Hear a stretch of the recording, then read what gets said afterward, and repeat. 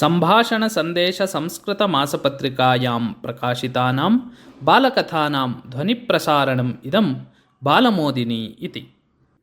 रामायणस्था घटना एषा। रामरावणपक्षयोः घोरं युद्धं प्रवर्तते स्म। तदवसरे एकस्मिन् दिने लक्ष्मणमेघनादयोः युद्धं प्रवृद्धम्। लक्ष्मणेन प्रयुक्तः बाणः मेघनादस्य हस्तम् अकर्तयत्। सः हस्तः रावणस्य अन्तःपुरे मेघनादस्य पत्न्याः सुलोचनायाः पुरतः अपतत्। तं हस्तं दृष्ट्वा दुःखं सोढुम् अशक्नुवती सुलोचना विलपितवती। रणरङ्गं प्रति प्रस्थितस्य आर्यपुत्रस्य अयं हस्तः अद्यैव पूजितः आसीत् मया इति। सुलोचना सङ्कल्पं कृतवती, अहं सहगमनं करिष्यामि इति। ततः चितानिर्माणाय सन्नाहः आरब्धः। तदा समस्या उपस्थिता। शिरसः अविद्यमानत्वे दाहसंस्कारः कथं प्रवर्तेत? मेघनादस्य शिरोभागः तु रामसमीपे अस्ति इति। समराङ्गणात् मेघनादस्य शिरः कथम् आनेतुं शक्येत इति सर्वेषां चिन्ता। तदा रावणः अगर्जत्, त्वया चिन्ता न कार्या, अहम् इदानीम् एव गत्वा मेघनादस्य शिरः आनेष्यामि।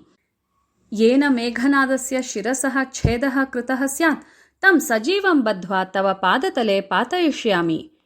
तदा मन्दोदरी अवदत्, वत्से, महान्तः योद्धारः एव प्राणवियोगं प्राप्तवन्तः चेदपि एतैः मिथ्याभिमानधरैः इतोपि विवेकः न प्राप्तः।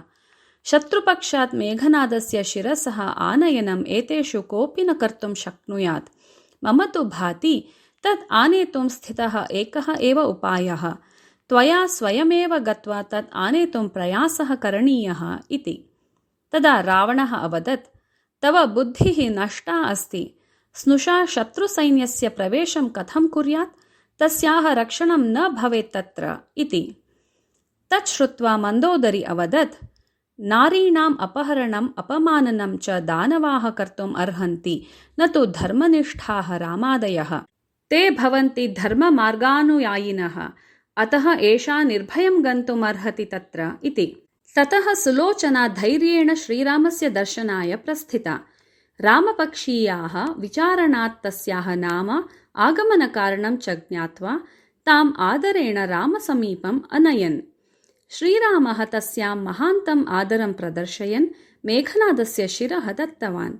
तावदेव न, मेघनादस्य अन्त्यसंस्कारं निमित्तीकृत्य एकं दिनं यावत् युद्धस्य विराममपि घोषितवान्। श्रीरामस्य एतं व्यवहारं दृष्ट्वा शत्रुपक्षीयाः अपि तस्य श्लाघनं कृतवन्तः।